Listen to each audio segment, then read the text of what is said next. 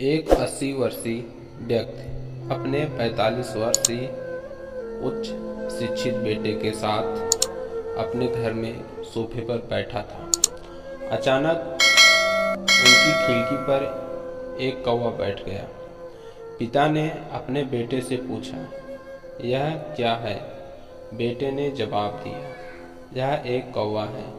कुछ मिनटों के बाद पिता ने अपने बेटे से दोबारा पूछा, यह क्या है?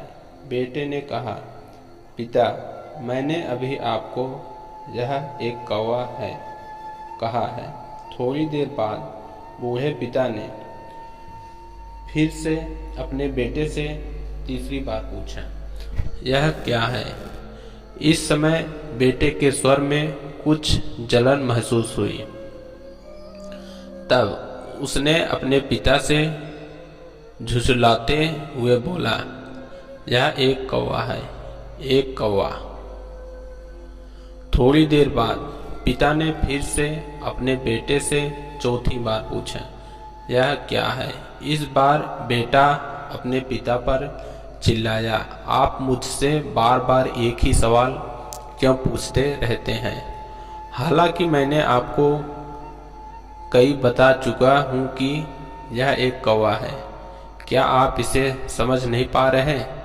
थोड़ी देर बाद पिता अपने कमरे में गए और पुरानी डायरी लेकर वापस आए, जिसे उन्होंने अपने बेटे के जन्म के बाद से बनाए रखा था। एक पेज खोलने पर उन्होंने अपने बेटे को उस पेज को पढ़ने के लिए कहा। जब बेटे ने इसे पढ़ा तो निम्नलिखित शब्द डायरी में लिखे गए थे, आज मेरे 3 साल का छोटा बेटा सोफे पर मेरे साथ बैठा था। जब खिड़की पर एक कौवा बैठा था, मेरे बेटे ने मुझसे 23 बार पूछा कि यह क्या है, और मैंने उसे 23 बार जवाब दिया कि यह एक कौवा था। मैंने उसे हर बार प्यार से गले लगाया और उसने मुझसे 23 बार फिर से वही सवाल पूछा।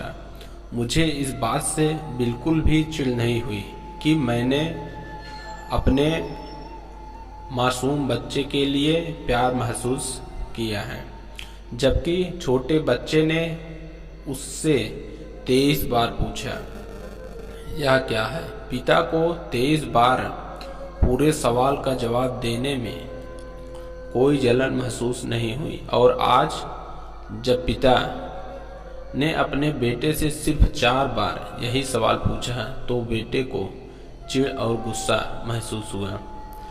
इसे पढ़कर उस बेटे को अपने किए गए व्यवहार का पता चल गया था, जिससे चलते अब वह मन ही बहुत शर्मिंदा हो रहा था। शायद उसे अब किए गए अपने बूढ़े पिता के प्रति व्यवहार पता चल गया था। इसीलिए यदि आपके माता पिता जब बुढ़ापे में होते हैं, उन्हें ना तो पीछे छोड़ें और ना ही उन्हें एक बोझ के रूप में देखें, बल्कि उनके साथ एक दयालु शब्द बोले, शांत, आज्ञाकारी, विनम्र और उनके प्रति दयालु बने। अपने माता पिता के प्रति विचारशील रहें।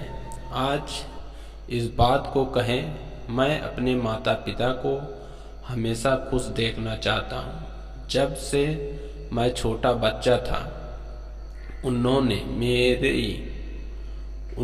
मेरी देखभाल की।